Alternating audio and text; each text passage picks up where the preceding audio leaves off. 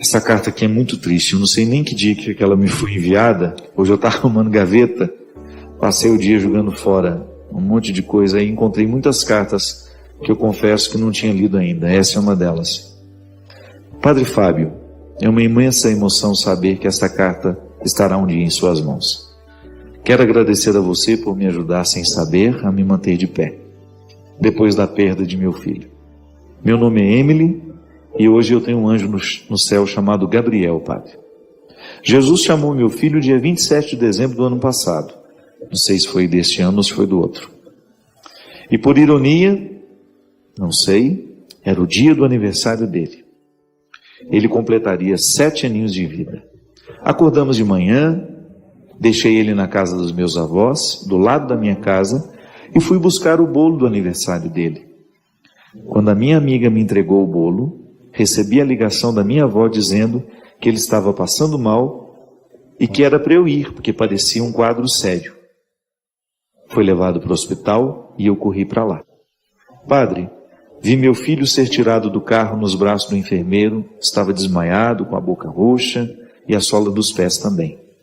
Meu filho teve um infarto fulminante aos 7 anos. Padre, a dor no meu peito era como uma queimadura, ardia, queimava.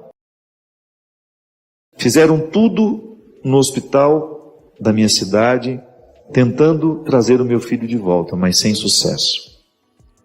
Segui, Padre, todo o ritual do velório, agarrado a ele, até o momento do enterro. É como se Jesus me carregasse em seus braços. Amigos foram à minha casa, me retiraram tudo do armário, que eu mesma sempre preparei com tanto carinho. Meu menino, meu amigo, meu companheiro e meu filho. Éramos apenas eu e ele, Padre. O pai não morava conosco. De lá para cá, segui minha vida, com fé que sempre tive em Deus, acompanhando o seu programa de direção espiritual e, por incrível que pareça, como o Senhor contou, vários relatos de mães que pedem seus filhos e nos diziam em imenso conforto o que fazer e como seguir. A Canção Nova me ajudou, em especial o Senhor também. Sempre fui muito católica, de enorme fé em Deus. Deus, na sua infinita misericórdia, me carrega nos braços. Tenho certeza, Padre, que vou estar com meu filho um dia. Escreva essa carta, onde essa amiga Gabriele que lhe entrega, e te peço oração por ela, que me ajuda com uma quantia todo mês, para pagar uma psicóloga que tem me ajudado muito. Te peço de coração que ore por mim, por meus pais, José Cláudio e Dine, pois eles estão parados no tempo, embora sejam fiéis a Deus. O fim do ano se aproxima e no dia 27 de setembro fica no meio das das datas festivas mais significativas. Eu estou com medo, Padre, de sentir tudo de novo. Mas enfim, enquanto eu viver, essas datas estão aí e eu terei de enfrentá-las. Obrigado por tudo, sua bênção, meu amigo. Que Deus o abençoe cada vez mais. Emily. Minha filha, eu sei, não tenho ideia se essa carta me foi enviada no ano passado, eu creio que não.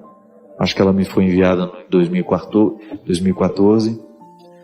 Os sofrimentos, eles não envelhecem, né? Eu tenho certeza que você continua o seu processo de luta, libertar-se da perda, da mesma maneira como nós também precisamos libertar o nosso coração de tudo aquilo que um dia amarrou, que nos impediu de ir além, porque as dores nos paralisam, os sofrimentos nos paralisam, as mortes nos paralisam. E você, Emily, com certeza precisa enfrentar diariamente o livramento que Deus lhe proporciona através da sua força. Mas é uma tarefa humana difícil de ser vivida. Não é fácil sepultar um filho, não é fácil sepultar alguém que a gente ama, porque nós temos muitos limites que nos dificultam a viver o luto, a compreender o sofrimento, faz parte de nós. Também você, que também enfrenta as suas lutas diariamente, que precisa acomodar o sofrimento para a vida continuar. Nada é como a gente, as coisas não acontecem como a gente determina. Nós não somos os senhores do tempo. Hoje estamos aqui, amanhã não estamos mais. Hoje temos as pessoas que nós amamos, amanhã não temos mais. E a gente precisa ser livre para compreender isso. A gente precisa se libertar de tudo aquilo que o passado nos prende, nos escraviza e que muitas vezes nos impede de ver a graça do momento presente. Ou então às vezes estamos amarrados no futuro, que a gente nem sabe se vai ter. Boa parte da vida a gente perde assim, amarrados no passado ou no futuro. Pouco sobra de nós para o presente. E é por isso que fico sempre muito encantado com essa capacidade que Jesus tinha de acordar as pessoas para o momento presente. É o que nós muitas vezes precisamos. Acordar a nossa consciência para compreender o momento presente. O passado pode até nos ensinar, o futuro pode até nos motivar, mas quem deve nos determinar é o momento presente. É isso que eu lhe desejo, que o seu presente seja como o da Emily, apesar de sofrido, cheio de força, de coragem e de resistência. Já parou para pensar que sua vida pode ser um evangelho também? Mesmo que ela nunca seja proclamada nas nossas liturgias, mesmo que não seja a leitura de domingo, pensar que a sua vida é um evangelho que hoje está evangelizando alguém. Pode ser que não dê tempo de você falar de Jesus para alguém. Pode ser que não dê tempo de você abrir a Bíblia, falar, pregar, falar dos profetas. Pode ser que não dê tempo. Mas as pessoas estão de olho em você. Quando olham para o seu jeito de viver, quando olham para o seu jeito de falar, quando olham para o seu olhar, quando é atendido por você lá na loja que você trabalha, lá no seu estabelecimento comercial, ou quando você presta serviço a alguém através do conhecimento que você tem, quando você empresta o seu saber, assim como o médico empresta o seu saber para curar a doença de alguém. Esse é o evangelho que o mundo precisa, minha gente.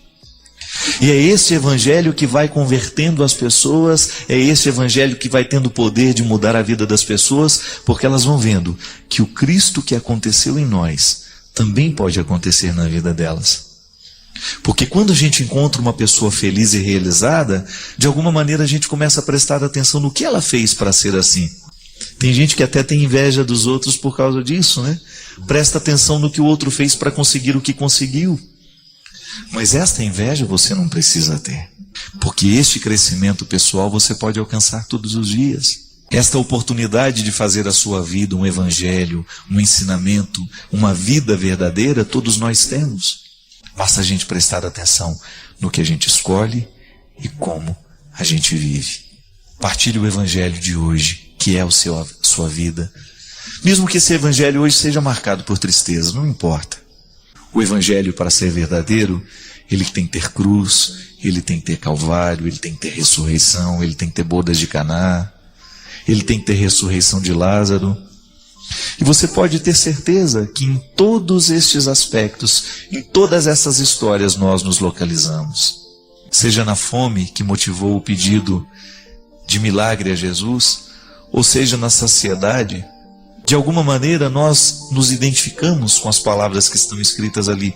O Evangelho foi escrito há tantos anos atrás, mas ele é para nós. É palavra dita a nossos ouvidos.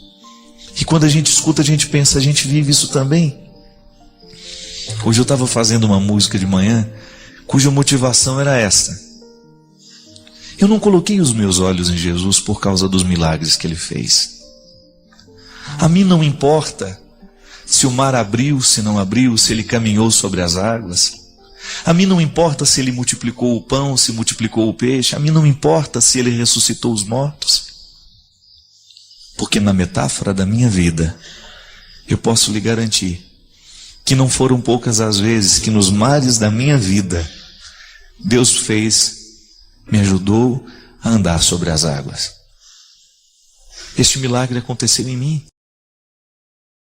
Então eu não preciso palpar esta realidade. Eu não preciso saber que Jesus andou sobre as águas. Isso para mim é desnecessário.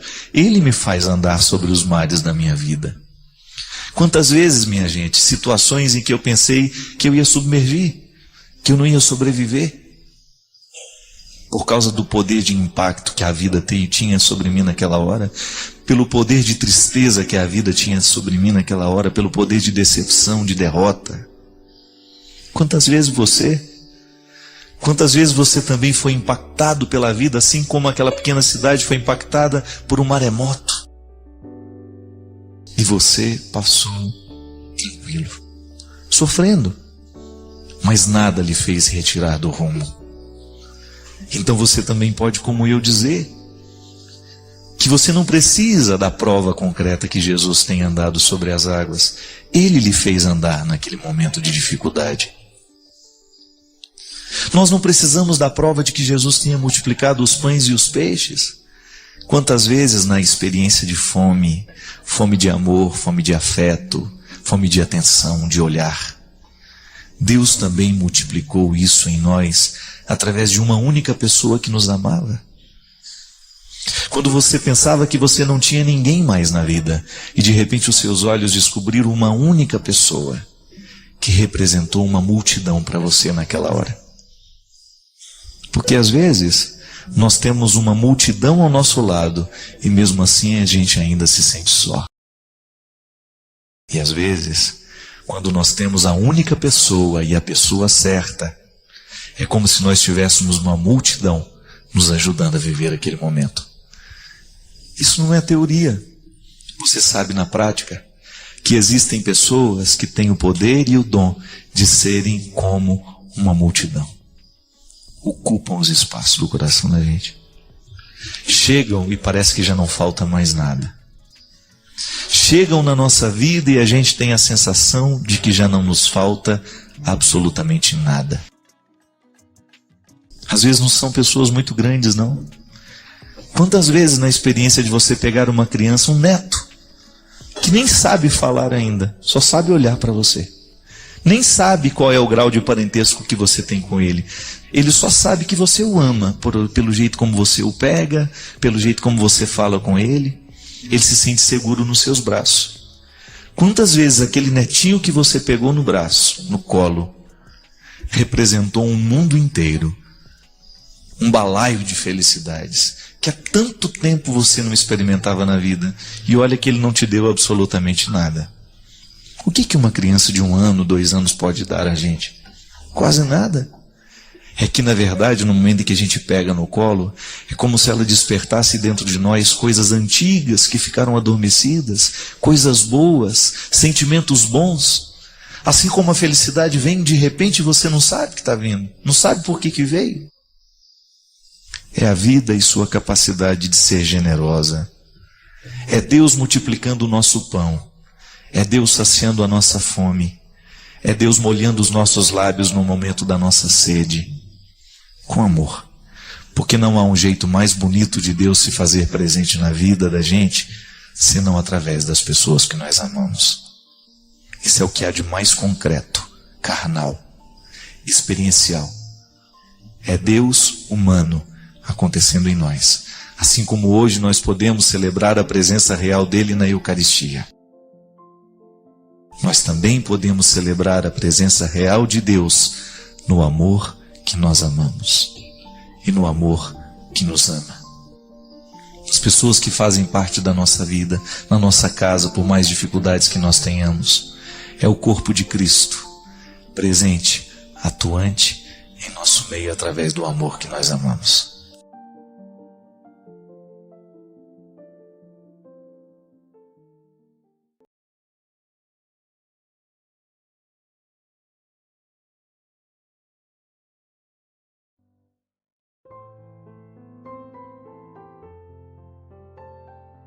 Quando a gente tem um ferimento, por exemplo, se eu tenho um ferimento no pé, e toda vez que eu piso em cima daquele ferimento, aquilo me dói e me recorda que o meu pé está precisando de cuidado. Dentro do contexto de Paulo, esta expressão espinho da carne está diretamente ligada ao cuidado que Paulo precisa ter para que a sua vida seja pautada a partir dessa consciência que nele existe uma indigência. Essa palavra pode parecer muito forte, né? Quando é que eu experimento a minha indigência? Quando eu experimento que eu sou frágil, que eu sou limitado, que eu não posso tudo. Aliás, esse conceito de indigência é interessantíssimo dentro da antropologia teológica, porque nós somos e vivemos e sofremos de uma indigência original, faz parte da condição humana, é um limite que nós temos. Eu sou fraco. É Paulo mesmo que vai dizer, eu não faço o bem que eu quero, porque nem sempre eu consigo chegar à ação que a minha cabeça sabe que é a melhor. O espinho da carne está diretamente ligado à consciência que Paulo tem de sua indigência. Eu não posso me encher de glória, eu não posso ficar arrogante, eu não posso lidar como se eu não posso lidar comigo como me interpretando como se eu já estivesse pronto. Então tudo isso está recordando Paulo de que nele existe uma necessidade de cuidado, ele precisa cuidar. E São Paulo, essa palavra dele está diretamente associada a diversas outras expressões, né? Quando ele fala também que o dom de Cristo, a salvação que Cristo nos oferece, é um tesouro em vasos de barro. Veja bem, o que está no vaso de barro é precioso demais, mas a embalagem que cerca o que é precioso demais é frágil. Então precisa ter cuidado. Não é nenhum defeito ter o vaso de barro. O tesouro não deixa de ser tesouro porque está no vaso de barro. Agora, aquele que transporta o vaso de barro precisa saber que aquele vaso precisa de cuidado. Ele necessita ser cuidado para não quebrar. E é engraçado porque todos nós também identificamos esse espinho na carne. Basta você pensar, o que é que te faz fraco? Você sabe muito bem, a gente tem a velha expressão, né? Eu sei onde aperto o meu sapato. Eu sei onde é que a pedra está. Então, para eu conviver com essa pedra dentro do meu sapato, eu vou ajeitando, eu vou descobrindo um jeito de conviver com essa pedra. Eu não tenho como retirar a pedra do sapato, mas eu vou me adaptando e convivendo com ela, de maneira que eu começo a administrar o mal que ela me causa. Esse espinho na carne é essa fraqueza que nós vamos aprendendo a lidar. E é por isso que a vida de santidade, minha gente, está diretamente associada ao tanto que a gente consegue administrar essa fraqueza. Isso não é matemático, né?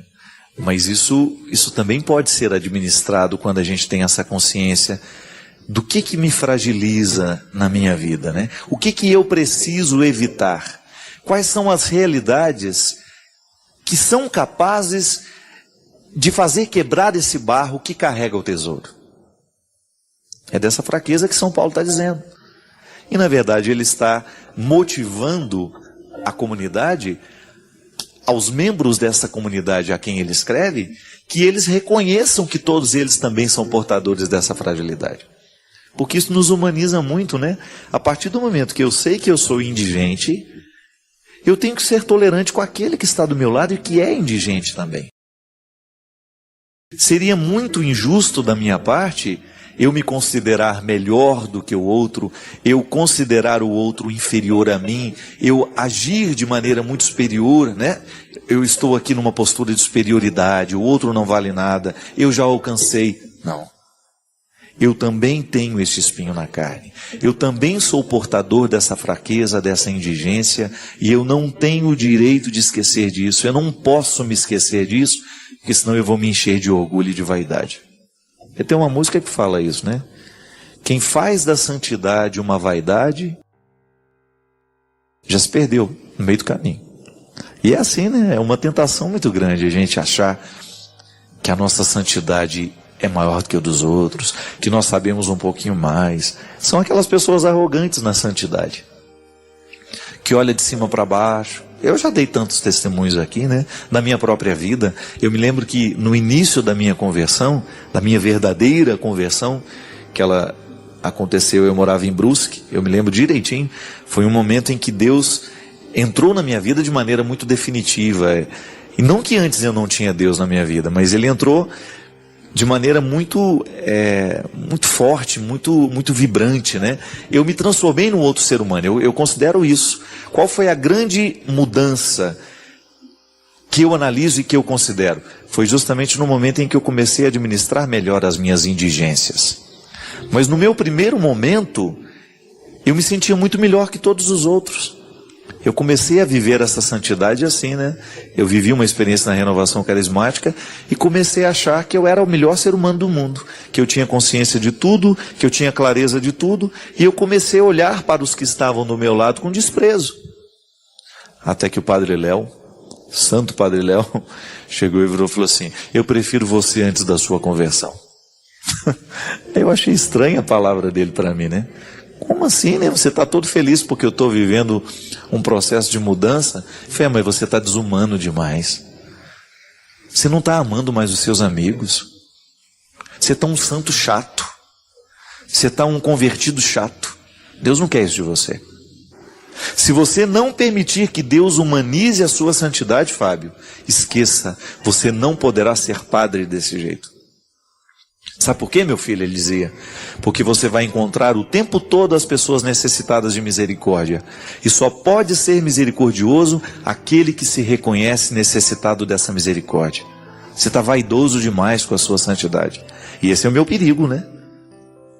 O perigo da vaidade, quando ela invade o seu sentimento, quando você tem aquela convicção de que você está superior aos outros, que o seu processo está mais avançado, que você tem mais clareza de tudo. É difícil, é perigoso demais isso, minha gente. Aí então ele me recordou que eu tinha um espinho na carne, né? Qual é a minha fraqueza? O Léo conhecia toda a minha vida. Ele sabia muito bem onde é que apertava o meu sapato, onde é que estava o meu espinho na carne. E ele apontou justamente para ele. Olha para o espinho que você tem na carne, olha para a sua indigência, olha para os seus maiores defeitos e comece a descobrir que Deus agirá a partir deles. Não fique vaidoso, porque você viveu um processo de mudança, não. Olhe para a sua indigência e comece a interpretar o seu processo ali. E ele tinha razão, minha gente. Quando a gente se desumaniza em nome da religião, nós já nos perdemos do princípio fundamental. Conversão só é possível no momento em que nós reconhecemos a indigência que nos acompanhará ao longo do processo. E que eu serei uma pessoa melhor à medida em que eu administrar bem as minhas indigências, as minhas misérias. Eu não vou me livrar delas, mas eu vou aprender a administrá-las. E aquele que administra bem as indigências, começa a ser tolerante com aquele que não administra. E começa a indicar caminhos. Por quê? Porque ele precisou passar. E São Paulo tinha muito essa consciência, minha gente, porque olha a vida de Paulo. Ele era um perseguidor, de perseguidor ele passa a ser pregador. Ele começa a pregar aquele que ele perseguia. Ele começa a falar dos valores daquele que ele perseguia. Então houve uma mudança radical na vida daquele ser humano. Houve uma mudança profunda na vida de Paulo. Tanto é que ele mudou de nome, né? Muda o nome, cai do cavalo, fica cego, volta a enxergar. Todas essas metáforas bíblicas para que a gente compreenda que o Saulo de antes foi transformado no Paulo de hoje. Mas que dentro deste Paulo ainda existem sementes do Saulo.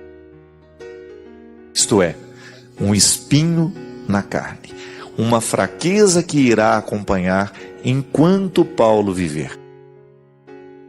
Eu acho uma passagem fantástica também do Evangelho, quando Jesus olha para Pedro e fala. Pedro já tinha mudado o nome, ele já tinha modificado o nome de Pedro, mas aí ele olha e fala assim: Simão, tu me amas mais que os outros? Veja bem que naquele momento, Jesus não chama Simão de Pedro. Aí Pedro diz, né? Senhor, dizem que na tradução, né? A tradução que mais se aproxima do que verdadeiramente Pedro disse. Diz que Pedro disse assim: Senhor, eu gosto de você. Aí Jesus pergunta de novo: Simão, filho de... né? Ainda fala o nome do pai para recordar quem ele é. Tu me amas mais que os outros? Senhor, tu sabes que eu gosto bastante de ti. Não diz que ama. Na última frase vai Jesus de novo: Simão, tu me amas mais que os outros? Aí Pedro, que ele está sendo chamado de Simão, reconhece diante sempre, como quem diz, olha, não adianta mentir, o Senhor sabe tudo. Tu sabes que eu gosto bastante. Veja bem que naquele momento, qual é o grande objetivo de Jesus?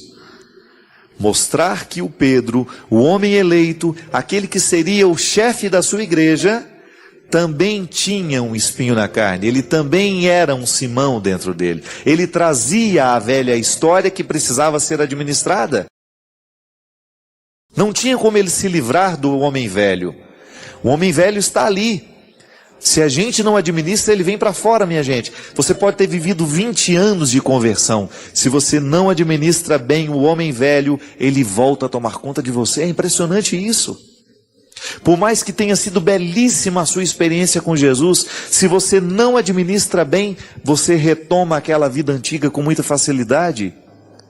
É por isso que Jesus dizia, é por isso que Jesus alertava: cuidado com a religião das aparências, porque o que verdadeiramente vai fazer diferença é aquilo que foi transformado no coração de vocês. E a palavra nos fala: aquele que está de pé, cuidado para não cair. Tudo isso para nos lembrar que nós estamos em processo. E que por termos essa consciência de que nós estamos em processo, eu tenho um espinho na carne, você tem o seu, o Christian tem o dele, e nós vamos vivendo administrando esses espinhos, essas fraquezas, essa indigência, porque sem elas nós não podemos ser humanos. Eu vivo um processo de conversão, mas eu não deixo de ser humano. As minhas misérias continuam em mim, só que eu vou dando um jeito de administrar essas misérias à medida que eu permito que Deus entre na minha vida. Eu vou me tornando consciência de quem eu sou, eu vou me tornando consciência do quanto que eu posso ser mal, eu vou tomando consciência do quanto que eu posso ser mal com as outras pessoas, o quanto que eu posso cometer coisas terríveis. O verdadeiro santo é aquele que está administrando bem um homem velho. É aquele que tem consciência do espinho da carne, que está na carne, mas administra bem. Não permite que o mal prevaleça. Não permite que a indigência venha prevalecer.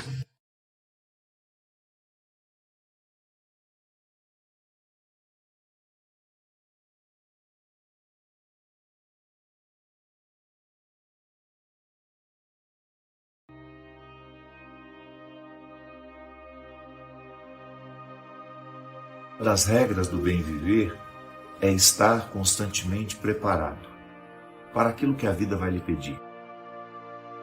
E eu sei que é muito fácil na vida a gente assumir uma postura de que nós seremos sempre carregados pelos outros. Eu acho que você convive com gente assim.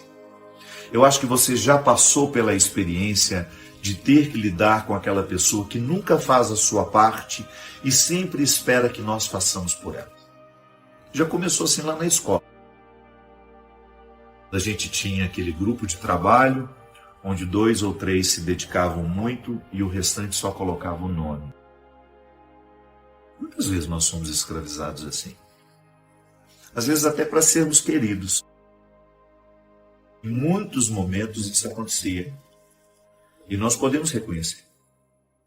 Em muitos momentos nós carregamos os nossos chupins porque a gente queria ter um pouco da amizade deles. Então fazer o trabalho por eles era uma forma da gente, uma ilusão, né? Quantas vezes na nossa vida nós precisamos conviver com quem não queria ter o trabalho do preparo, de alguma forma.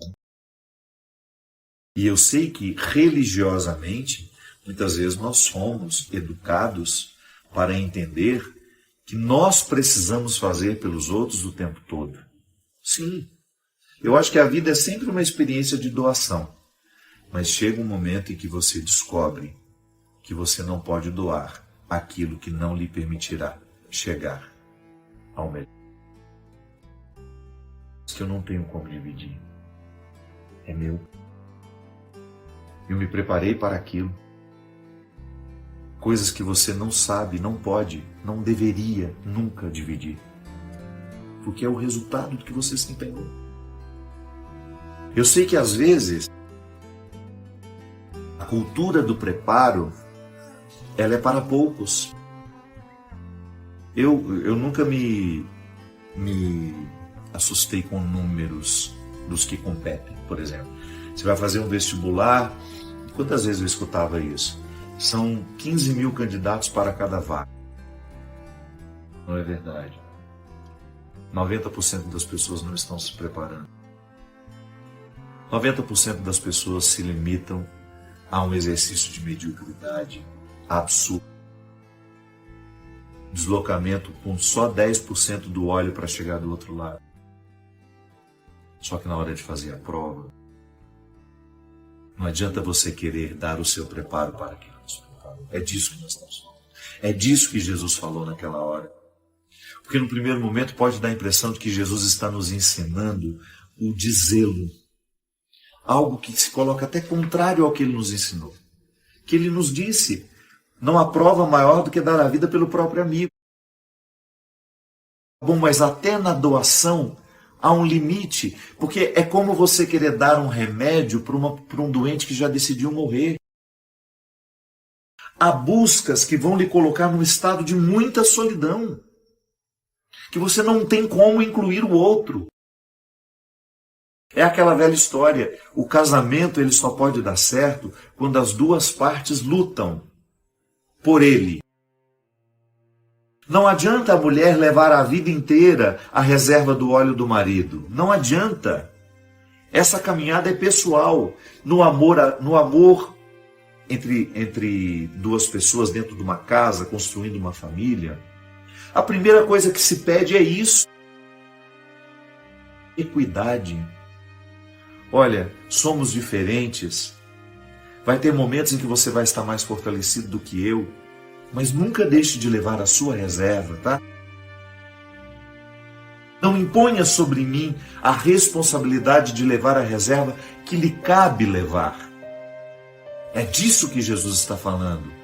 Cada um de nós precisa viver o seu preparo, porque nessa eternidade você não vai chegar acompanhado. É um funil que vai se estreitando, se estreitando, se estreitando, e ao final dele só passará você. Eu sei que às vezes nós temos uma mania terrível de gritar pela ajuda antes de termos nos ajudado. Quantas vezes? As pessoas, sobretudo no meu caso, né? Padre, líder religioso que sou, por causa dessa construção cultural que nós muitas vezes somos também responsáveis por isso, que nós padres temos resposta para tudo, que nós temos solução para todos os problemas. Não temos, eu não estou dando conta nem dos meus problemas. Quantas vezes eu quase naufraguei diante dos meus problemas? Eu não tenho essa postura pronta, nunca tive, não quero ter. Eu sou alguém que vive, eu sou humano, eu acredito em Deus, mas às vezes a minha fé em Deus não me segura, não é suficiente. Às vezes os meus recursos humanos são escassos. Por quê? Porque eu estou me projetando mal. Não estou levando óleo, não estou levando a reserva. Estou me dando mais do que eu posso me dar. Estou me oferecendo muito além das minhas medidas. Sim, porque Deus não pode retirar-nos das responsabilidades de nossas escolhas. Se eu escolho sair de casa com um óleo somente para a medida exata e não calculo que de repente possa haver um imprevisto, quantas vezes isso nas nossas relações familiares, então, meu Deus do céu, como isso acontece? E aí é seu irmão que olha para você como se você tivesse culpa, como se você tivesse que assumir a responsabilidade de ele não ter sido prudente e ter feito a sua busca no dia. Quantas vezes dentro dos nossos seios familiares as pessoas nos oprimem por causa disso? Primeiro porque nos olham como responsáveis por tudo aquilo que deu errado na vida delas. Ou, se não é nos olhando como responsáveis, ou como alguém que terá que necessariamente viver as consequências dos erros que eles. Não estou dizendo que a gente não tenha que ser solidário. Não estou dizendo que o sofrimento do outro não venha nos impactar. Só que chega um momento que nós precisamos pegar essa sabedoria evangélica da diferenciação. É um fato que nós aprendemos quando a gente começou a amadurecer. De acordo com a psicanálise, nos momentos que a gente menos diferencia o outro é a fase oral, que Freud dizia que é a tentativa que uma criança tem de incorporar o mundo pela boca. Tudo a criança morde. E ela grita. Ela é um poço de egoísmo. Criança, a gente tem essa leitura bonita, né? Evangélica, a criança é pureza. Não, criança é um poço de egoísmo. Depois ela até amadurece para sair do egoísmo. Mas ela não sabe nem esperar a mãe dela chegar. Ela grita, ela urra, ela não quer saber se a mãe está com fome, se a mãe precisou ir ao banheiro. Quando ela tem a sua necessidade vital, ela entra em desespero, porque ela é egoísta. Não egoísta da maneira como nós podemos ser. Não, ela não tem nem responsabilidade sobre esse egoísmo dela. Faz parte do processo normativo, isso é normal. É normal a criança ser egoísta, mas o adulto não. Então, às vezes, nas nossas relações familiares, nas nossas relações mais próximas, as pessoas nos interpretam de forma imatura, sim, como se nós fôssemos uma extensão delas. Como se não pudesse mais fazer a capacidade da diferenciação. Eu sou eu, você é você. Nós fizemos escolhas diferentes, embora a gente tenha tido oportunidades muito parecidas. Ou não. Pode ser que eu tenha tido muito menos oportunidade que meu irmão e tenha escolhido melhor que ele. Pode ser que ele tenha tido um monte de boas oportunidades e escolheu a pior parte. Escolheu morar na pior versão de si mesmo. E eu levo essa responsabilidade? Eu preciso assumir as consequências dos erros dos outros? Mas, lamentavelmente, em muitos momentos do discurso religioso, isso nos foi imposto como uma obrigação. Você tem a obrigação de levar os outros nas costas. Não é assim. O Evangelho nos propõe uma relação madura com tudo isso. Bom, vamos analisar. Você está nesse sofrimento por quê? E talvez na hora de evitá-lo, você preferiu não evitá-lo. Tá bom, mas eu continuo aqui. Só que com uma diferença. O sofrimento é assim. Não tem como. Senão, eu vou começar a lidar aquilo que eu não tenho mais.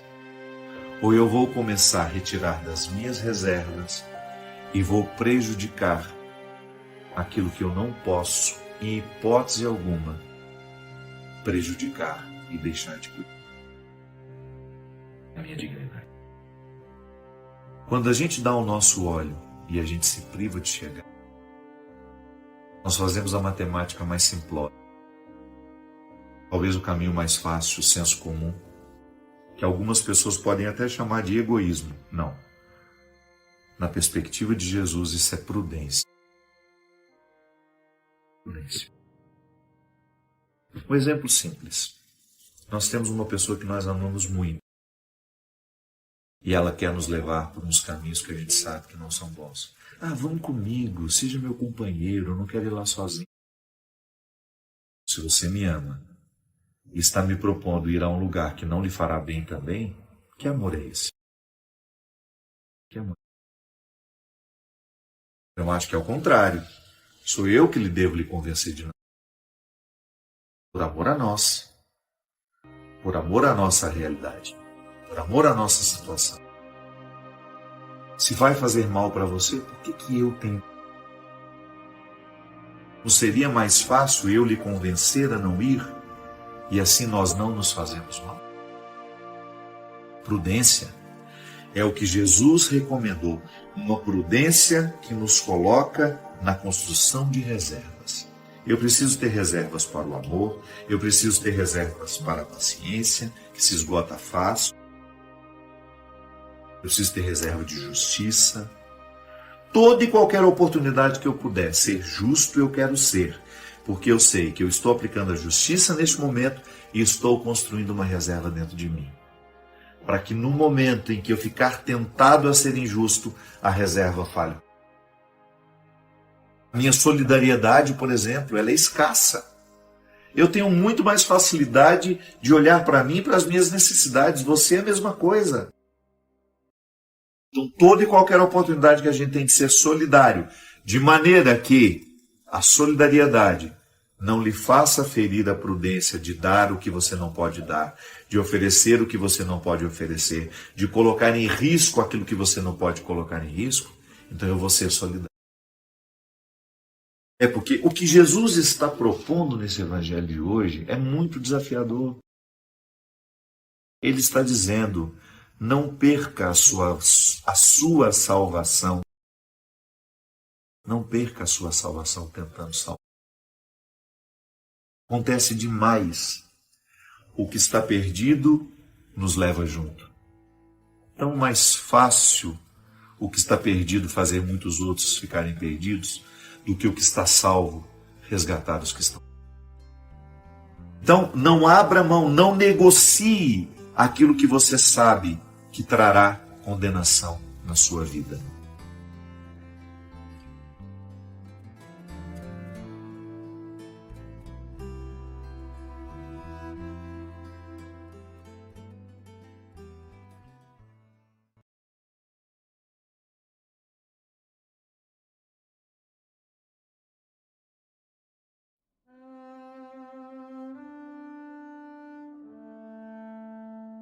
Eu não sei, mas pode ser que você se sinta muito sozinho com as suas questões. É muito comum nos dias de hoje a gente não ter com quem conversar. É muito difícil. Eu costumo dizer que a pior solidão que nós podemos enfrentar na vida não é a do corpo, não é a sensação de ter um corpo solitário, não. A pior solidão que nós podemos enfrentar na vida é a gente não ter com quem pensar. É a gente não ter com quem dividir o que a gente sente. A gente não ter oportunidade de sentar ao lado e sem dizer muitas palavras, sem articular muitas coisas, a gente ter a oportunidade de dizer assim, você não sabe o que eu passei hoje. E o outro querer ouvir.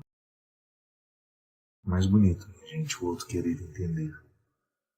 Vocês já me escutaram falar tantas vezes, eu gosto muito do significado da palavra entender. Entender, entrar um na tenda do outro. Então, se eu quero entender você, eu entro na sua tenda. Eu vejo a vida pelo seu foco, pelo seu ambiente. Se você quer me entender, você entra na tenda comigo. Você vai observar o mundo a partir do meu lugar. Isso é muito bom. Quando você se sente entendido, quando você não precisa ficar multiplicando as palavras para o outro ter acesso ao que você está sentindo, o que você está pensando. Então é muito salutar quando a gente constrói uma intimidade assim. Eu continuo o primeiro responsável pela minha felicidade. Mas eu encontro pessoas que se dispõem a viver comigo essa busca e essa procura e esse entendimento. Não é? Então, quando eu me sinto solitário, qual é a pior solidão que me atormenta? É às vezes não ter com quem pensar. É a solidão do pensamento. É a solidão, talvez a pior. Quando você se casou com um homem, com uma mulher, se você dorme na mesma cama a vida inteira e você sente que não dá nem para pensar alto, que seu mundo não interessa ao outro, o mundo do outro não lhe interessa, os seus sentimentos não interessam a ninguém. Aquela casa cheia de gente e você tão solitário com a sua dor e você tão sozinho com as suas mágoas, com os seus sentimentos, e ninguém ali disposto de alguma forma aproximar. Tá bom. Quando nos falta isso, criemos os caminhos para que a gente tenha condições de chegar, pelo menos a um pequeno entendimento que nos faça suportar o momento. Por isso que eu estou dizendo, pode ser que você experimente a pior de todas as solidões. Você não ter a oportunidade de ter alguém que escute, que se interesse por você. Eu sei que é difícil. Eu sei que é muito difícil. Por isso que eu tenho criado toda e qualquer oportunidade para a gente poder conversar. Que para mim também faz bem, sabe? Eu nunca me esqueço. Então, estar aqui com vocês, de alguma forma conversar, participar nesse espaço que vocês me permitem, é um prazer inenarrável. Porque eu também fico abastecido quando converso com vocês. Quando eu tenho a oportunidade de dividir a minha vida com vocês. E eu, do fundo do meu coração, a mim, desde muito menino, todas as dores do mundo me tocam. Muito, muito, muito facilmente. Eu vivo tudo aquilo, muito à flor da pele. Eu não sou um cara que guarda para sentir depois, não. A vida me impacta o tempo todo. E as dores das pessoas... as dores das pessoas, elas são minhas também, por vocação mesmo. É impossível a gente ser padre e ficar indiferente ao que as pessoas sofrem. Então, como padre, eu sei do meu papel. E eu sei que o que às vezes você precisa é de alguém que lhe escute, ou que alguém que fale com você. E a minha participação só é válida na sua vida se for para lhe despertar, para lhe acordar. Primeiramente, para você ter a consciência de que você é o primeiro responsável pela sua felicidade. Você é a primeira responsável pela sua felicidade. Se por acaso precisar de mim, quero estar sempre aqui. Sempre. Um compromisso de nunca permitir que as minhas redes sociais, que o meu lugar de encontro com vocês, possa ser um obstáculo à felicidade, à realização humana.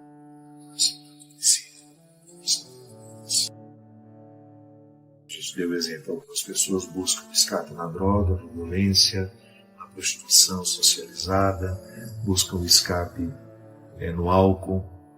E a gente estava dizendo que a gente tem 1000 escapes maravilhosos. A gente se embriaga de amigos, a gente se embriaga de boa literatura, a gente se embriaga de música, porque é isso que a gente precisa fazer. Tantas coisas maravilhosas aqui à nossa disposição, tantos artistas maravilhosos que criaram obras espetaculares, únicas, para nos fazer sair de nós.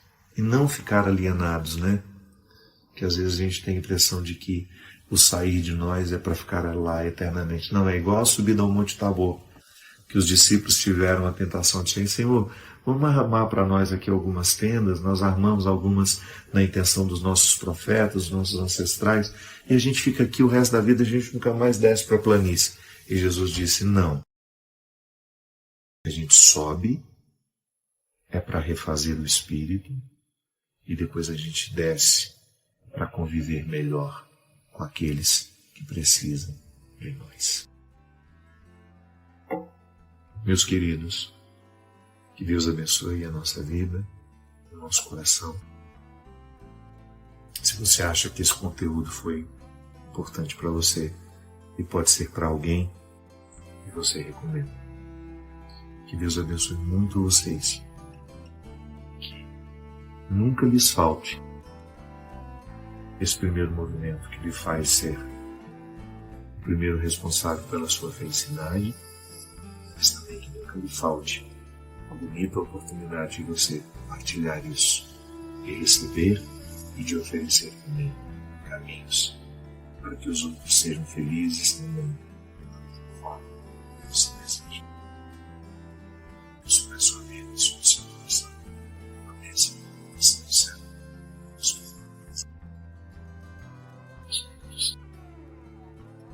Achei interessante, uma pessoa aqui está dizendo assim: Padre Fábio, o amor é uma imposição, um dever ou é uma virtude? O que você acha, Cristian? Perguntinha boa, né? O amor é um dever, uma imposição ou é uma virtude? O que essa cara está querendo dizer aqui? Justamente, né? Se fosse fácil, Cristian está dizendo, não seria um mandamento. É interessante que o amor, ele condensa as duas possibilidades. Feliz daquele que conseguiu amar, porque houve a empatia natural, né? O que é o amor? É o processo do querer bem. A gente fala tanto de amor que a gente corre o risco de deixar de compreender o verdadeiro significado do amor. Amar é querer bem. Quando você diz ao outro, eu te amo, tanto é que eu, quando era criança, eu só achava que podia dizer eu te amo o homem para a mulher. Não é assim? A gente não tinha isso no passado? Era uma expressão típica de quem estava apaixonado. De um amor que erótico, poderia dizer, né? Ou apaixonado. Eu me lembro que a primeira vez que a gente começou a ouvir isso, pai dizer para o filho, o amigo dizer para o outro, Nossa Senhora, a gente tinha medo dessa expressão. Dizer eu te amo, quando eu tenho a coragem de dizer isso, significa que eu lhe quero bem. Querer o bem pode ser um dom, mas é também uma imposição. A partir do momento que eu vivo a dinâmica do cristianismo dentro de mim, eu tenho por obrigação, querer bem a todos. Gente, aí vem uma distinção muito sutil, que pode ser perigosa, se a gente não compreende bem. Querer bem é você estar sempre favorável à felicidade do outro. Eu não vou fazer absolutamente nada para prejudicar a sua felicidade. Eu não vou fazer absolutamente nada para atrapalhar a sua vida, e eu estarei sempre comprometido com o seu bem. Eu não serei violento com você, não é? Todas as formas de violência. Eu não seria agressivo com você com as minhas palavras. Eu não serei deseducado. Lisura, essa é uma palavra que a gente precisa retomar. Nós somos muito deseducados com o outro. Às vezes, nós nos sentimos no direito de dizer ao outro tudo, quando na verdade eu não tenho o direito de dizer tudo ao outro se eu não tenho intimidade com ele. Às vezes nós ultrapassamos demais os territórios dos outros e às vezes a gente diz mais do que deveria dizer. Às vezes nós somos invasivos, nós perguntamos mais do que deveríamos perguntar.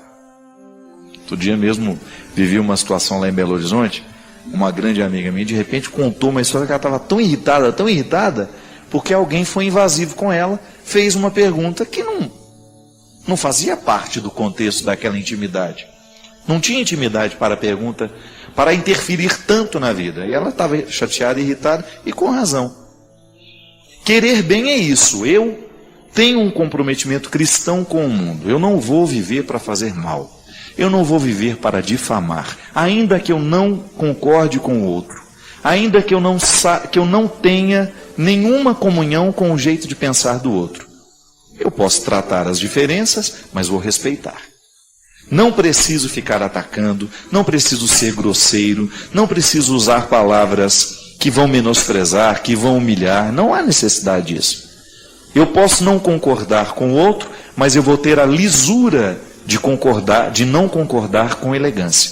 Isso faz parte da vida. É berço. A gente aprende, ou então a gente depois vai correr atrás para ter. A gente falar menos, né?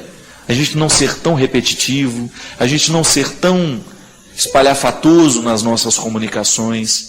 Você ter aquele limite de você saber até que ponto você pode dar palpite na vida do outro. Mas você quer bem. Mas não significa que você tem que estabelecer vínculos de proximidade. Porque você vai ter o seu grupo de amizade, você vai ter o seu grupo de proximidade. Isso é direito seu. E só vai fazer parte da sua intimidade, só vai entrar na sua casa, só vai fazer parte do seu mundo aqueles com quem você estabeleceu um vínculo de confiança, de segurança, não é assim? De fidelidade. Ninguém fica amigo da noite para o dia. É construção, amizade é construção. Agora, o amor, ele será sempre uma regra para todo e qualquer relacionamento que quer ser cristão. Eu perdi aqui a pessoa que falou, era não sei o que, o sobrenome Faria. E eu lembro que ela estava dizendo assim, padre, como é que eu posso... Ela, pelo jeito, estava vivendo um conflito, que o Twitter é muito complicado, né? Às vezes a pessoa quer conselhos aqui. Não. É muito mais interessante isso, propor uma reflexão. Porque em 140 caracteres, a gente não tem como tratar questões, às vezes, tão sérias que as pessoas apresentam aqui, e mesmo porque Twitter não é MSN, né? Para a gente ficar... É muita gente falando ao mesmo tempo. Então é um lugar que a gente pode até propor uma outra reflexão, mas é um lugar muito restrito de comunicação, senão essa comunicação mais leve que a gente faz no dia a dia, que eu acho absolutamente saudável, de aproximação. A gente se sente mais próximo das pessoas. Mas ela estava dizendo muito num contexto assim, padre, eu estou com dificuldade de retribuir amor a alguém que me trata muito bem. Aí ela perguntava, amor é virtude ou é uma imposição? Eu diria que será sempre uma imposição e, vez em quando, vai ser em nós uma experiência maravilhosa de gratuidade, de virtude, que nos realiza muito e que são situações que você vai encontrar pela vida e que você vai saber diferenciar quando é uma imposição, eu preciso amar porque eu preciso respeitar, eu não vou denegrir, eu não vou sujar o seu território, porque eu tenho respeito por você, eu cuido bem de quem é você, mas ao mesmo tempo também vivo na minha experiência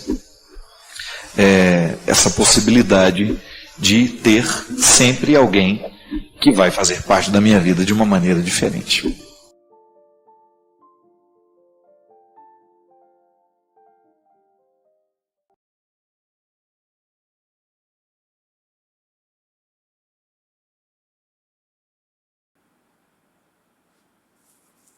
Olha, meus parabéns. Você escutou esse vídeo até o fim. E, sinceramente, não é todo mundo que faz isso. Isso mostra que você está buscando mais do que apenas distração.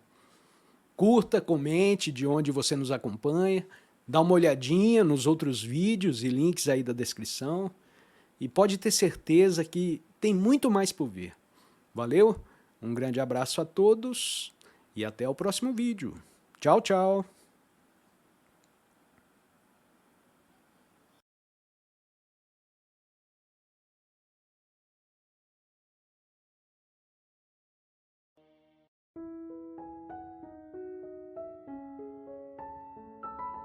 Fábio, sei que de uns tempos para cá estou desiludido com algumas coisas. Tenho perdido a vontade de ir à igreja, no Emaús e até de tocar o violão que tanto gosto. Para mim tudo parece ser forçado. Tenho tentado todas as noites rezar, pedir a Deus para me ajudar, mas para mim tudo está sendo muito difícil. Como posso resolver isso? E tento e quero ter mais fé. Todos nós precisamos entender que a fé é um dom que nós recebemos de Deus e que precisa ser renovado. A nossa adesão ao Cristo precisa de ser renovada todos os dias. Muitas vezes o nosso desânimo espiritual acontece quando nós nos esquecemos que trabalhar para o reino não é o mesmo que viver o reino. Trabalhar para o reino faz parte, mas antes do trabalho é preciso a experiência de querer essa pertença. Deus não pode fazer absolutamente nada com as nossas obras se antes Ele não possuir o nosso coração. Muitas vezes o nosso esmorecimento espiritual, ele se dá pelo excesso de trabalho. Porque quando a gente trabalha demais, eu vou, toco na missa, canto, trabalho, faço, realizo, participo da equipe tal, eu corro o risco de achar que esse ativismo já é a minha participação. Eu corro o risco de pensar que toda a minha experiência de fé se reduz a essas atividades, mas não. A experiência de fé passa, antes de qualquer coisa, pela minha oração pessoal, pela minha vivência da palavra, pelo meu cultivo particular deste Deus que habita em mim, na minha experiência de conhecê-lo, de mergulhar cada vez mais no seu mistério. Agora, quando eu não tenho essa vida íntima com Deus e eu me limito a trabalhar por Ele, em pouco tempo o sentido vai embora. A gente se cansa, a gente se decepciona, a gente começa a achar que os defeitos das pessoas já são motivo suficiente para fazer a gente desistir. Por isso que eu sempre digo, o trabalho que a gente refaz dentro da igreja não é dar nada mais, nada menos que uma mera desculpa que Deus tem para mexer na nossa história. Porque quando eu estou trabalhando para Ele, eu tenho que me expor, eu tenho que lidar com os outros, e automaticamente, ao me expor e ter que lidar com os outros, os meus defeitos e qualidades vêm à tona. Aí é a oportunidade que eu vou ter de me melhorar o que eu sou. Não é verdade? Não posso esgotar a experiência que faço de Deus no trabalho que eu realizo. Senão nós vamos acreditar que estar lá dentro da igreja, fazer isso e aquilo, possa ser já motivo de salvação para nós. O meu trabalho dentro da igreja, dentro da pastoral, pode ser um instrumento de salvação. Ou, dependendo da maneira como nós trabalhamos, dependendo da maneira como nós lidamos com a missão que Deus nos dá, ela pode ser causa de condenação. É um perigo. Eu me recordo que logo quando fiquei padre, há uns 8 anos atrás, eu acompanhei um caso de perto de um senhor que se entusiasmou, teve uma conversão, foi trabalhar dentro da igreja. Em pouco tempo ele já era coordenador da comunidade. E eu comecei a acompanhar e a identificar que aquele trabalho começou a despertar dentro dele uma série de coisas que pertenciam ao contexto do homem velho. Aquele homem antes da conversão. O orgulho, a arrogância. Começou a tratar mal as pessoas que estavam com ele. Começou a achar que aquela autoridade que ele tinha dentro da igreja lhe conferia essas bobagens, né, que às vezes a gente acha, né? Às vezes a gente acha que a gente é alguma coisa, que a gente é importante demais. Essas bobagens que se a gente não cuida, cresce dentro do coração da gente. E a coisa foi avançando de uma maneira, gente, foi ficando tão destruidor aquilo para ele, que em um determinado momento ele quase agrediu uma pessoa dentro da sacristia, numa discussão acalorada lá, que ele queria ter razão na história. E eu presenciei a cena. Depois, com toda a liberdade que eu tinha com ele, eu disse: posso te dar um conselho?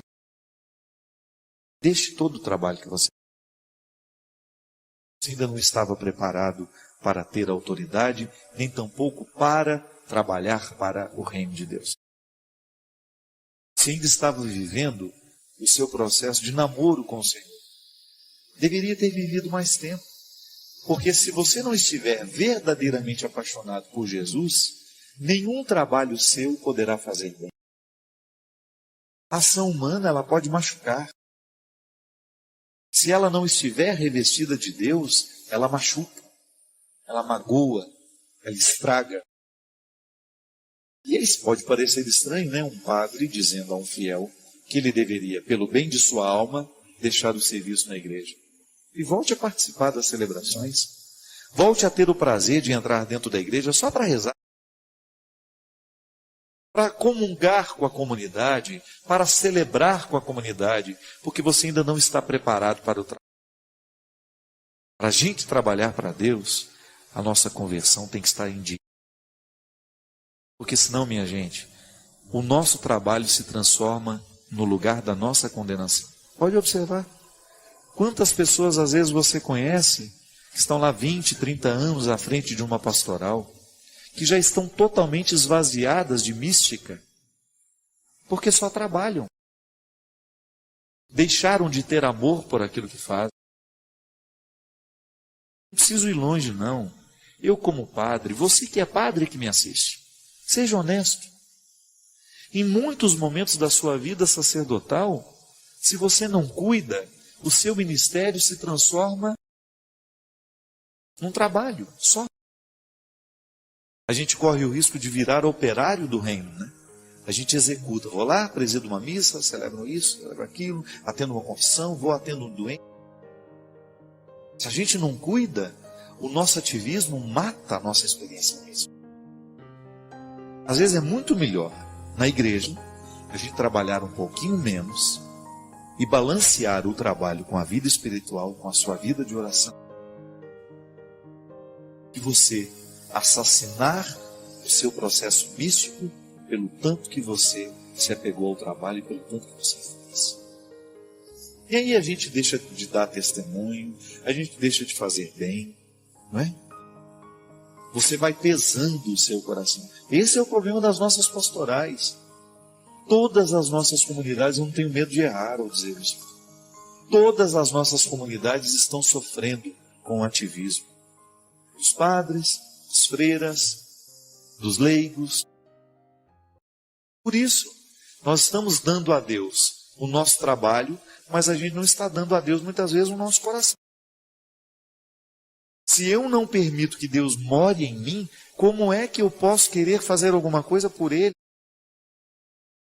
Eu já vi em muitos lugares, graças a Deus diminuiu um pouco, né? Mas em outros tempos, dentro da renovação carismática, os servos, que são aqueles que usam os coletes, né, coloridos para diferenciá-los do povo, quantas vezes eu vi servos com extrema grosseria, arrogantes, porque achavam que aquele colete, ao diferenciá-lo, lhe colocava numa condição favorável. Não. A Sagrada Escritura diz que a verdadeira autoridade está no serviço. Eu tenho autoridade e ao reconhecer a autoridade que o Senhor me dá, é para prestar um serviço, só tem sentido assim. As nossas vidas em comunidade, meu Deus do céu, como é perigoso a gente virar um grupo de pessoas que moram juntas, mas que não tem sentido nenhum. A vida perde o sentido, perde o sabor, se a gente se distancia da mística que nos reúne. Eu quero trabalhar para Deus. Eu trabalho para Deus o tempo todo. Mas eu preciso que, antes de trabalhar para Deus, que Deus trabalhe em mim. Porque só para isso o trabalho para Deus tem sentido. É porque ao trabalhar para Deus, eu estou dando a Ele a oportunidade que Ele trabalhe. Por isso eu convivo, tenho dificuldades, isso, aquilo. E no momento que essas dificuldades aparecem na convivência, porque nós somos todos humanos, a igreja é humana, ela é pecadora, no momento em que essas dificuldades aparecem, aí é que vai prevalecer o nosso espírito cristão ou não. Se somos cristãos, se já estamos evoluídos nessa vida em Deus, nós saberemos identificar os nossos limites, cortá-los e recomeçar. Se não, nós vamos morrer com todos os nossos defeitos nos agulhando, nos machucando e o pior, dando um testemunho terrível para aqueles que não acreditam. Você sabe que o ateísmo no mundo, ele é gerado justamente por nós que cremos. Porque no momento que aquele me vê, eu digo que creio em Deus, mas o outro me vê tendo uma atitude de desumanidade, de injustiça, de arrogância, ele não vai acreditar em Deus justamente para... Bem, que Deus é este que esse cara diz acreditar, se ele não colocou no coração dele coisas boas? Então o ateísmo é gerado por nós que cremos. Agora, quando nós estamos vivendo a dinâmica deste Deus na nossa história, aí sim, nós seremos um instrumento de transformação onde a gente for. Sem arrogância, sem prepotências, mas por isso, muito cuidado, viu? Se você já tem muito tempo que você está trabalhando para Deus, tente fazer esse balanço. Se o tanto que você trabalhou para Ele, se Ele trabalhou também em você. Se você trabalhou mais do que Ele trabalhou em você, cuidado. Pode ser que seu trabalho esteja sendo para você um instrumento de condenação e não de salvação. Coordenador disso, coordenador daquilo, cuidado. E vai contar no fundo, no último momento, é o quanto Deus coordenou você. Mas é o quanto Ele ordenou você. Porque é isso que vai fazer a diferença. Não é verdade? O que vai nos salvar ao final de tudo é isso. É o tanto que a gente amou, é o tanto que a gente foi solidário, é o tanto que a gente foi verdadeiro, é o tanto que a gente foi fiel, é o tanto que a gente foi bondoso, harmonioso, gerador de harmonias, gerador de coisas boas. É isso que vai valer no final. Ou você acha que Deus estará lá com o seu currículo? Ah, foi coordenador da pastoral tal, foi coordenador disso, foi coordenador daquilo, papapá. Não creio. A partir do testemunho que Jesus nos dá, nós não temos o direito de crer nisso. Porque o Deus que Jesus nos ensina não é legalista. Ele é justo e amoroso. Ele é fraterno. Ele é eterno. E quer colocar em nós tudo isso. Então, meu filho, muitas vezes o desânimo vem.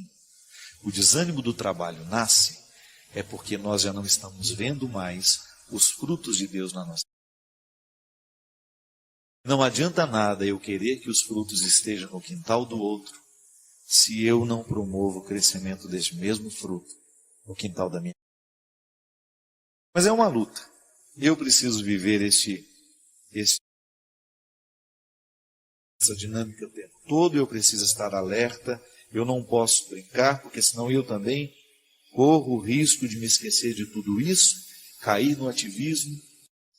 Muito obrigado pela oportunidade de entrar na sua casa, de entrar na sua vida, hoje para falar de um tema tão especial, tão importante nos dias de hoje.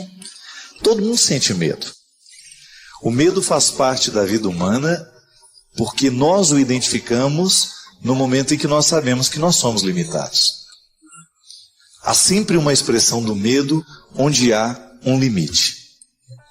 Nós aprendemos isso na vida prática, não é só na teoria. A teoria a gente vai escrevendo coisas, nós vamos lendo sobre isso, mas é na carne que a gente experimenta a força do medo.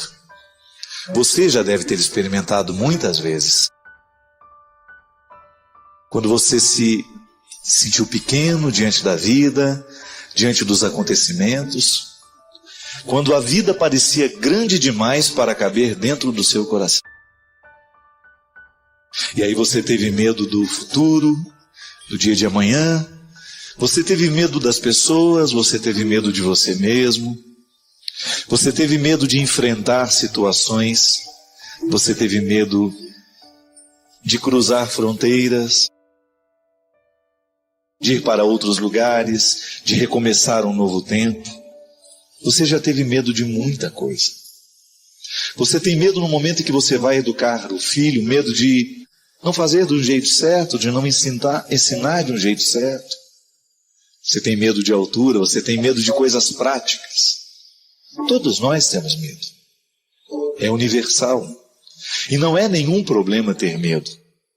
Há alguns especialistas que dizem que o medo faz parte do nosso processo de sobrevivência. A gente sobrevive na vida porque a gente sente medo, porque ele também nos ajuda a ter cuidado com as coisas.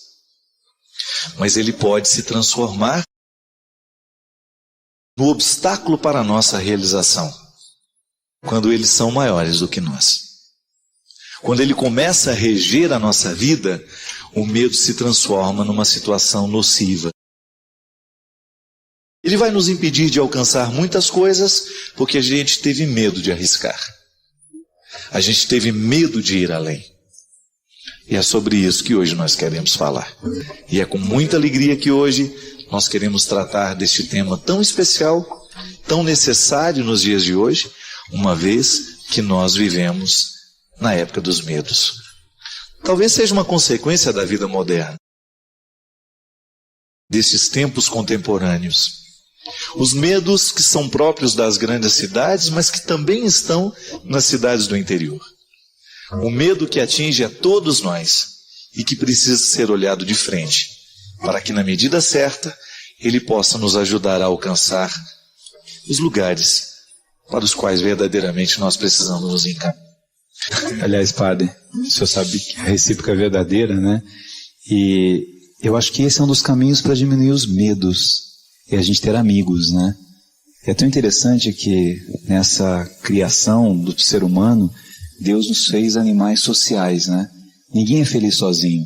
Então são esses afetos cotidianos, esse contato com o ser humano, essa confiança no ser humano, né? Que é tão bonito essa reflexão sobre a amizade, que isso ajuda a diminuir os medos.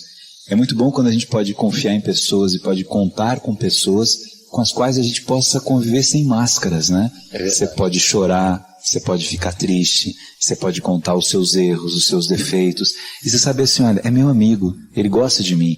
Eu não preciso subir num pedestal para falar com ele, eu não preciso usar uma máscara, eu não preciso me fingir de super-herói, falar que eu sou maravilhoso, né? Mas é meu amigo. Sou eu mesmo, né? Sou eu mesmo, como deveria ser assim na relação dos pais com os filhos, né? Eu tenho me preocupado tanto, Padre, quando eu vejo esses pais que querem que os seus filhos estejam em primeiro lugar no pódio sempre. E ele imagina que o filho é a melhor pessoa do mundo, e aquele filho começa a ter medo por causa disso. Então eu tenho que fingir uma personagem que eu não sou. E eu acho, Padre, aqui, na alegria de estar no seu programa, né? É tão bom a gente poder encontrar pessoas assim, né? Que gostam da gente como a gente é. Que quando a gente erra, gosta da gente. Quando a gente acerta, gosta da gente. Sabendo das nossas perfeições e das nossas imperfeições, né? Acha que é muito mais gostoso uma viagem no vagão de trem acompanhado do que sozinho. Com certeza. Que a pior solidão que nós podemos enfrentar na vida é quando a gente não tem alguém para a gente dividir o que a gente pensa e o que a gente sente. Uhum. Porque você pode muito bem estar acompanhado.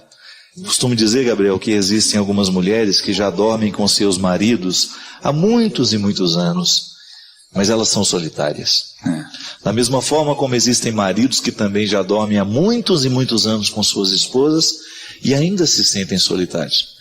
Porque é muito ruim quando você precisa avançar na vida, seja do ponto de vista afetivo, ou seja do ponto de vista intelectual, e nós não temos alguém que nos ajude a fazer esse avanço. Quando a gente percebe que a gente não evoluiu o que a gente poderia evoluir, porque nos faltou influência para essa evolução acontecer. E às vezes eu fico pensando que grande parte da origem dos medos está justamente nessa solidão ontológica, digamos assim, né? A solidão do ser mesmo. Quando eu identifico que na vida eu estou sozinho, quando eu não tenho alguém para dividir os meus sentimentos mais profundos, quando eu não tenho alguém para dividir os meus pensamentos mais ousados, digamos assim, aquilo que em nós ainda não está organizado o suficiente para vir para fora, e que se não passar pelo crivo de alguém, sai de um jeito errado. É isso mesmo, Padre. Tô pensando que você está falando essa história de poder confiar no outro e ser autêntico e ao mesmo tempo não projetar no outro a nossa felicidade, né? Teilhard de Chardin, que é um existencialista contemporâneo, filósofo importante, ele dizia o seguinte, que o começo das frustrações da vida se dá quando a gente projeta em alguém ou em alguma coisa a nossa felicidade. Então assim, se eu, pai, projeto a minha felicidade no meu filho, vai ser difícil eu ser feliz. Não que eu não deva amar o meu filho, fazer sonhos para eles, tal, mas quando eu projeto a minha realização em alguém, é aquela mãe que não deu certo em algumas coisas na vida e sonha que a filha tenha que ser desse jeito. Esses dias eu vi num programa de televisão o desespero das mães para que as filhas fossem modelos, né? E uma mãe falava assim, eu sempre quis ser modelo, não deu certo, ela vai ser, né? Quer dizer, a menina não tem nem o direito de querer ser alguma coisa porque a mãe projetou nela. Então assim, quando eu projeto a minha felicidade em alguém, dificilmente eu vou ser feliz, ou em alguma coisa. A gente percebe assim que no cotidiano as pessoas se frustram muito porque pequenas coisas dão errado. Então eu queria comprar aquele carro, não deu certo. Eu queria fazer aquela viagem, não deu certo. Não que eu não possa fazer essas coisas, mas eu acho que esse sentimento de que eu sou menor do que essas coisas me faz muito mal. Porque eu estou vivendo a vida em função de uma pessoa que eu projetei ou de uma coisa. Santo Agostinho, né, quando faz aquela oração linda, né, ó tarde vos amei, ele diz desse Deus que estava tão perto e ele buscava tão longe.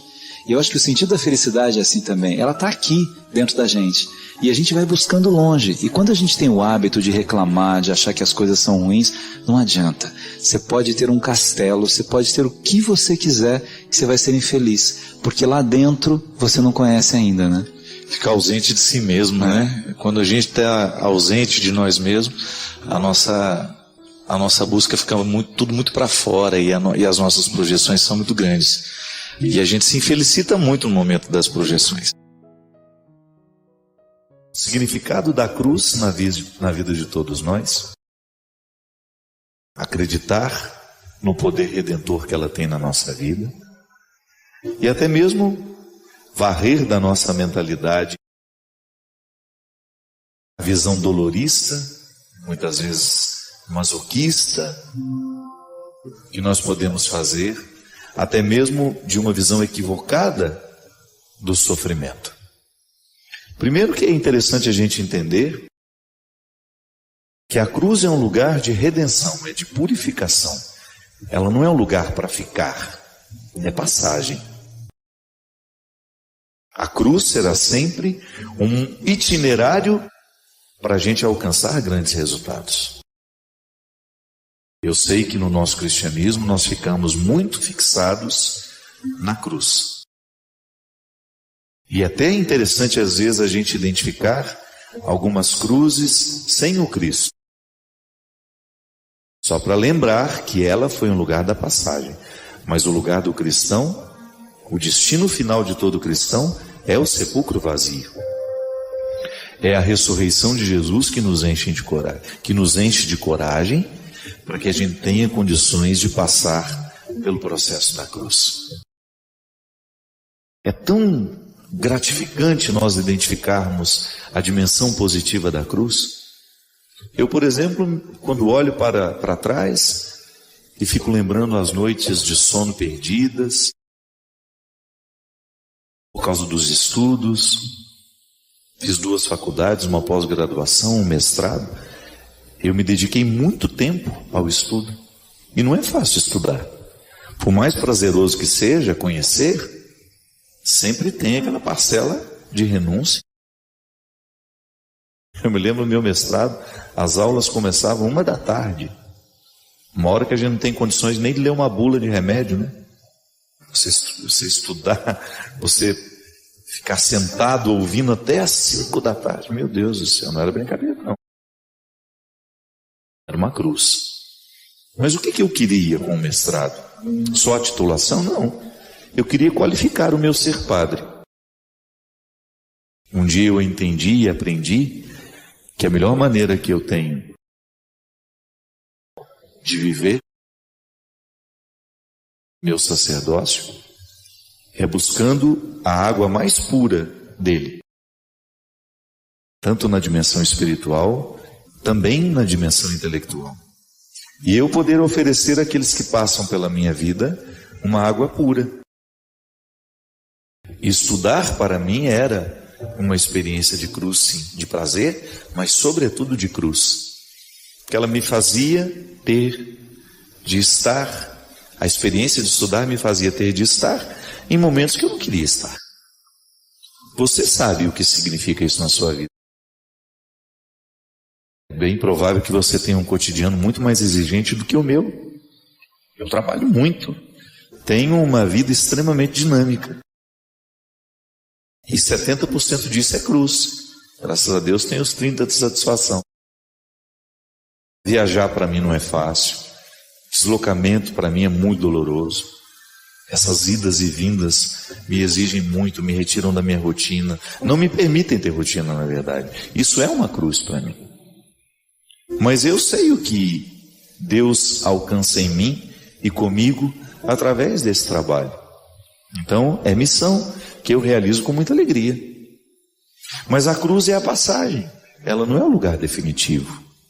Eu não vivo na cruz. Eu vivo experiências de cruz. O meu lugar é a ressurreição. O meu lugar é o sepulcro vazio. É no sepulcro vazio que eu faço a minha experiência de ser quem eu sou. Eu sou pura esperança. Toda a esperança do sepulcro está em mim. A mãe é o tercinho o dia inteiro na mão, o dia inteiro ligada na canção nova, ela está vendo uma palestra, ela está rezando. A minha mãe enfrenta o sofrimento dela de maneira muito redentora. Eu que sou padre não consigo viver igual a vida. É uma meta de vida para mim e minha mãe. Um cristianismo que talvez eu consiga alcançar daqui 10, 15, 20, 30 anos, não sei. A cruz é o lugar da minha proteção. Você sabe por quê? Estaremos sempre expostos quando vamos sofrer. É o momento da indigência. Você entra no hospital e você vê ali a indigência. Nós não estamos protegidos nem pelas roupas que usamos no dia a dia. Dentro do hospital usamos um traje hospitalar para facilitar a lida com a gente. Aquilo já demonstra que estamos indigentes. Você não está no seu salto alto, eu não estou no meu sapato, não estou com a minha camisa, você não está com a sua. Não usamos as roupas que cobrem a nossa indigência. Pelo contrário, usamos roupas que evidenciam a nossa indigência. Aquele momento, o momento do sofrimento, o momento da dor, o momento da luta. O sofrimento é a indigência. E nós ficamos desprotegidos. Quando você chora diante de alguém, você está desprotegido.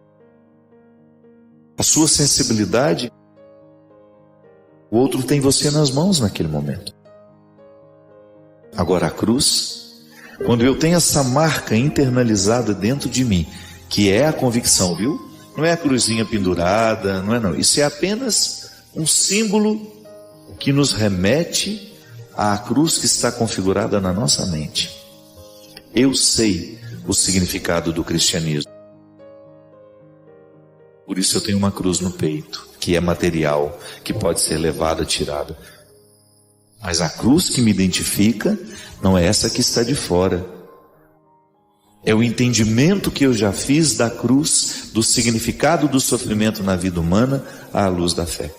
É a cruz que eu tenho internalizada na minha convicção. É essa que me protege. Porque ela não me deixa sozinho. Eu sei que Deus está comigo, porque o Evangelho me mostra isso. O tempo todo Jesus faz questão de estar ao lado dos que sofrem. Ele não faz questão de estar ao lado dos poderosos, dos saudáveis.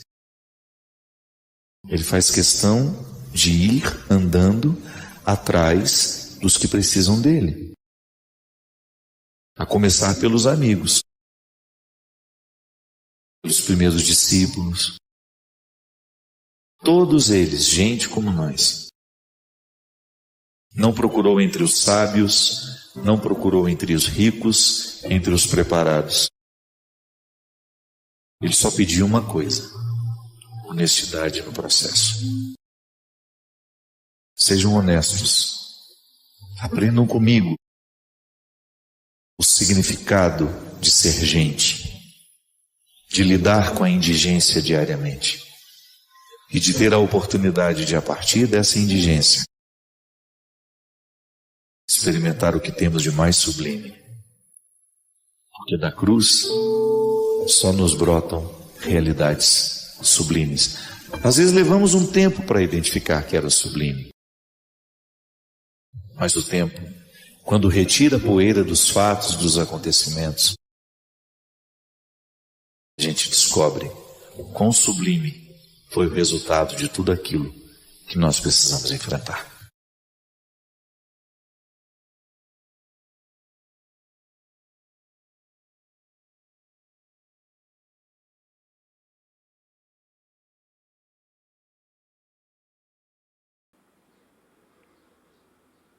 Bem, se você chegou até aqui, mostra que você está com disposição para mudar.